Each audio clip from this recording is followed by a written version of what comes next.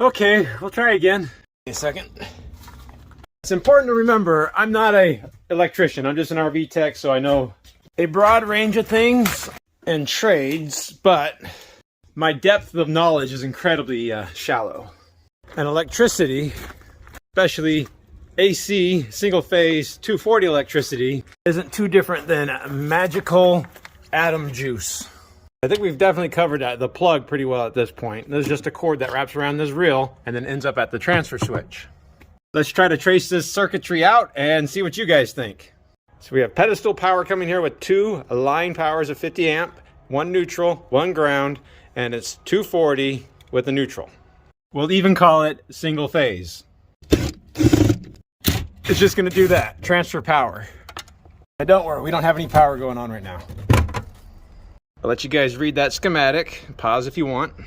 Well, it might look really impressive right here. We just have power coming in right here from the shore power up to this relay, and then the power coming in from here from the generator up front, which is a 12.5 kW Onan diesel generator. Now, most of the circuitry in here is just going to sense power coming either from the shore power or from the generator with a time delay. If the generator's running, it'll always defer to the generator. Even if you're plugged into shore power, it'll still just keep the shore power disengaged, keep the generator going. The relay just engages, push those contacts in, connects the generator to this contact right over here, which goes up to the load panel inside. If you follow the color code, you have white, white to white, red, red to red, black, black to black, and of course, ground just goes to a grounding block right there, which goes to chassis or earth ground, even though there's no real earth ground on a RV, except when you're plugged in with the shore cord at a pedestal. If you do have shore power and you're running off shore power, that contact will engage, connect red to red, black to black, white to white, and then of course ground down there. The rest of all this circuitry in there is because it does have surge protection built into with this transfer switch.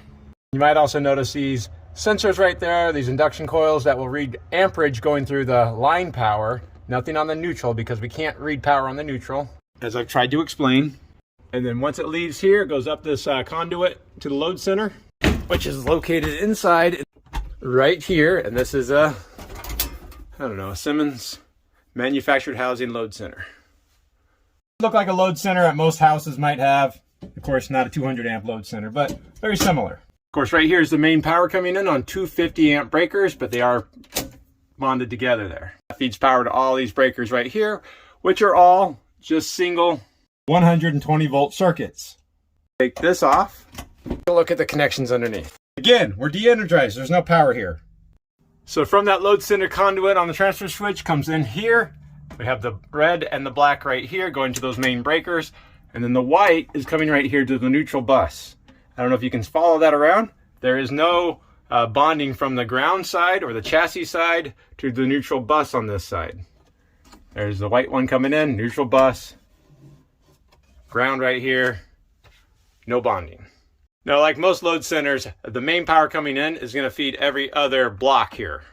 Kind of hard to see the sawtooth of these bus bars there, one on this side, one on that side. So every other bank right there is going to be a different load line.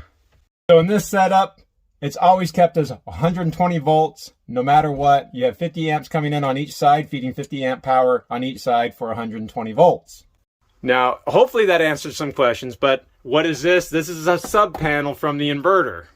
Inverter is another power source that can take battery power and turn it into 110 power, but it's not enough to power up the entire coach. So the inverter does not go through the transfer switch, but it has a 30 amp breaker right here from the load panel down to the inverter. In the basement down here, the 30 amps will come into this guy right here, but I want to take that apart to show you guys, so let me go in the shop. And we have a similar looking inverter here. On this one, you'd have the 30 amp coming in right here, and then you have neutral coming in over here, and then neutral coming out and hot coming out over here. Notice the grounding lug is right there, kept separate. This isn't bonded from neutral to ground either.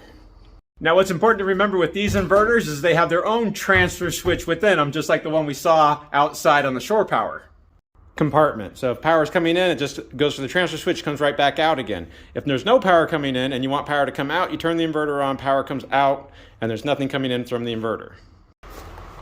Okay. Now I know I keep talking about power going in, power coming out, and I know that AC power is bidirectional going in and out, so all my terms are wrong, but this is just so I can understand it as a simpleton. 30 amp power goes down to the inverter, through the inverter's transfer switch, right back up to the sub panel here. Of course, the neutral's doing all the same thing too. Will then be distributed to the rest of the appliances that run off the inverter. If you're running the inverter. If you have shore power or generator power, it's just going down right back up again to here. So when we take this off, we'll see power coming from the inverter onto the main breaker right here, which is another main breaker. Then we'll have the individual circuits. You have the neutral bus bar right here and the ground bus bar up there. And again, they're not bonded together. They're completely separate even here. But on the sub panel here, you'll find that it was the slide out, the basement, the driver's side slide out, microwave and refrigerator that are designed to be run off the inverter. Circuits are pretty much general purpose for the TVs, the microwave, the 110 outlets, but most importantly, the refrigerator. We check for power, 30 amp breaker to the inverter, no power there, and then no power coming from the inverter down there. Come over here and go to AC power, turn the inverter on. Refrigerator just turned on, microwave just turned on. When I check for power here, we have 120 volts. If I move it over to here, still nothing coming back from the inverter because that would be backfeeding, which would be bad, which is why the inverter has a transfer switch on it. Now, I don't have good shore power here at my shop, but let me start the generator. See right there, it's a 50 amp double pole AC breaker, so there's two 50 amp breakers there. And hopefully, we'll see this thing fire up and we'll hear that clunk that you guys always hear. Okay, so we just engaged the relay to put generator power coming from this side up to the load center. Okay, now don't do this because this is energized, so be careful. I'm gonna go inside. We can agree it's just send power from the generator up to the load center. Even on generator, we do have 240, but every branch circuit's gonna be at, hello, gotta turn that back on. 122.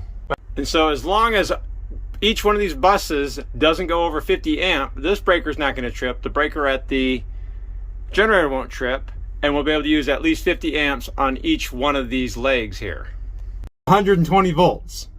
So I do hope the rudimentary dissection of the load center in here helps explain 50 amp service on an RV better. The real extent of my knowledge ends at the end of that shore cord. The magic that takes place at the transformer, the transmission lines, the substations, and the generator plants, it's all magic to me. I don't really know how most of that works. My knowledge ends at the end of that cord. But now I got to put all this back together. Luckily, I need to check all these connections anyways for the inspection. So if the confusion is a split phase, that's just again how I'm going to call it, because we do have the single phase that does get split to two different sides. I'll accept that it's my wrong terminology then. It's just how I use to explain systems to people as best as I can. But thank you for coming to my TED Talk.